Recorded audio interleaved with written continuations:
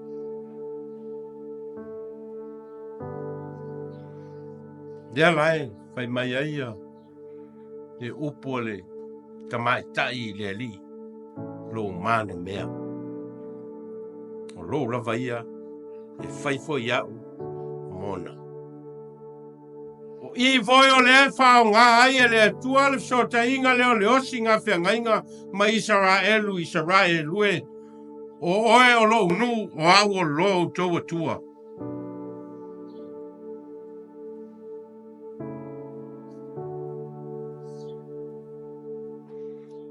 Le tioa manatu ia tamā le kalesia e whao ngā le tusi lea o le Pese Solomona e whaofi totonu o tusi o tuspaia. Aisea, ona i enun tāua. Enun tāua. Vaenga mo mua la le tusi o lo whamtala ai whainga o lea. Ia, ma mea umai te tupu I meta o whainga o. Tatou roa umau, tatou mātua umau. Tatou whaiwo umau, tatou roa me te tupu I tono. Ia mea o whainga o. Vaenga mo mua la o whainga o. Lona lua, ole whai poiponga o laua tupu. Ia ma mea tupu I tono o mea o whai poiponga ma so ta inga o tangata I tono o whai poiponga. Lonto o leo ngāli, mana la whainga malanga o leo a mata.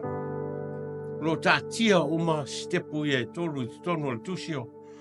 O le Pese Solomona e wha matala ai.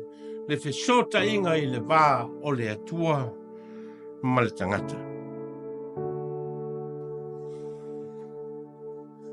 A whai te nau ia I le tusi lea. Ia, o so wa manoa e te whaitau ai. Ia pe te whanau longo I fo ni YouTube po ni Facebook e wha matala I se e malmalama I le tusi lea. Tolu ni au onga tā ua o te whia whasoa. Mo tātou mai le tusi leo le Pese Solomona. Ma o te lei loa po le ase staimi e toi a whea ai I se launga ia le tusi leo le Pese Solomona. Mai leo se tusi e whaingo fie o nā whea so. E tolu ni au onga tā ua o lo fia mo mori mo tātou le. Tai au nei.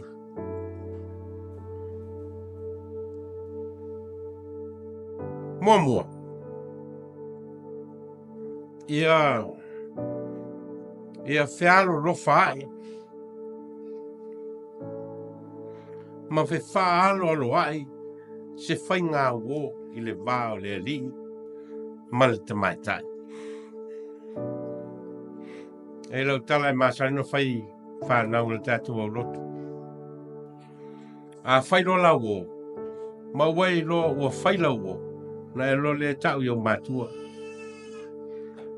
Awani nana ina se wo sisi. A whai rola wo ma wai loa. O lai ua iaila wo. Ia na e lo le tau I o Matua. Pa matala le iai. Ia tau ngā lue le Matua e atia e le whainga wo le mo le anga I lo.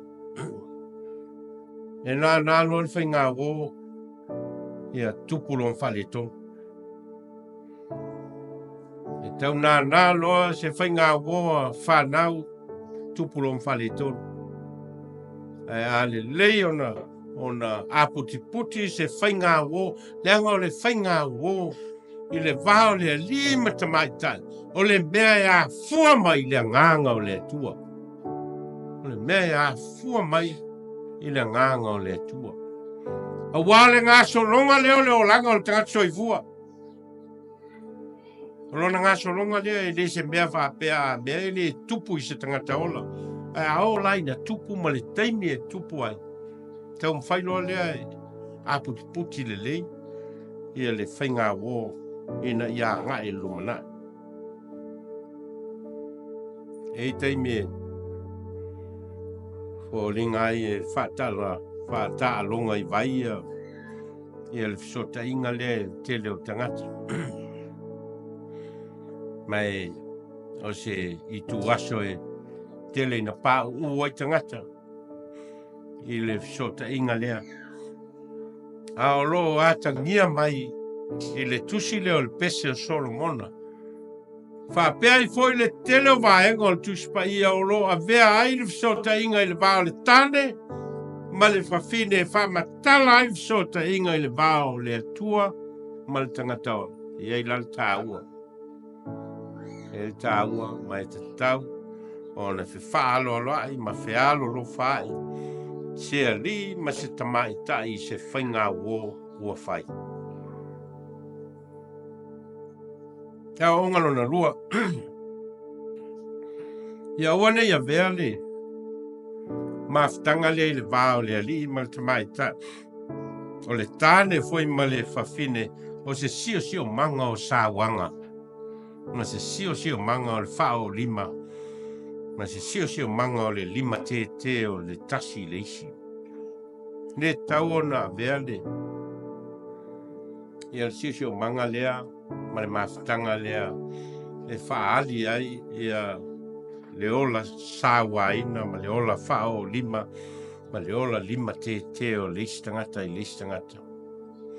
Ma lo manino i le tusi lea o le pese a Solomona, le taimi e le solonga le lei ai, ia le maftanga. Ma utato i loa umalava e leo se maftanga me solonga le lei pe i taimi uma. Ai a whai o se maftanga e i loa o na fofo whawhita au le whiangai. Solonga le lei ala le angai ro. Ao i nāta ma mai tangata ia e tō lua e whau le maftanga e na ia fo ia whawhita au le vao le tasi maleisi. Le leila maftanga. Mele na laion tusi atu Paulo le kalesia i Korinito. Mana whao ngai na le pese o le alofa. E tau mo moli ai le kalesia i Korinito. O le alofa e leo se mea e fua ngai i mea e fo ai. Ai o le mea e sau mai le loto ma le nganga o le tangata. Ao ina mausa di le alofa lea i le vao. O se whainga o po se vao se uru ngā li. E atiai ai le maftanga lea. O lo whai loa ai le fina ngalo le atua i tangata soifua. O i nana i lo ai le tāua. O le tatau. O na le a vea. I le sio manga i le vao le alim tamai tai. O se sio manga o sāwanga. Tātou whalongo, o tātou mōni mauina i le ngata i totonu o New Zealand nei e whapea fo i Samoa. Te leo sāwanga e awha ina ai le vālea, so tanga lea, ma le maftanga lea, vāo le tāne ma le awā. O roa o mai tonu o le tusi lea o le pese o Solomona, e le whaingo fie le anga e luma o fisota inga ma so tanga i le vao le tane ma le fini. Ai ao ina iei le anga o le atua e whatuntonu e le lei. E le lei ma manuia.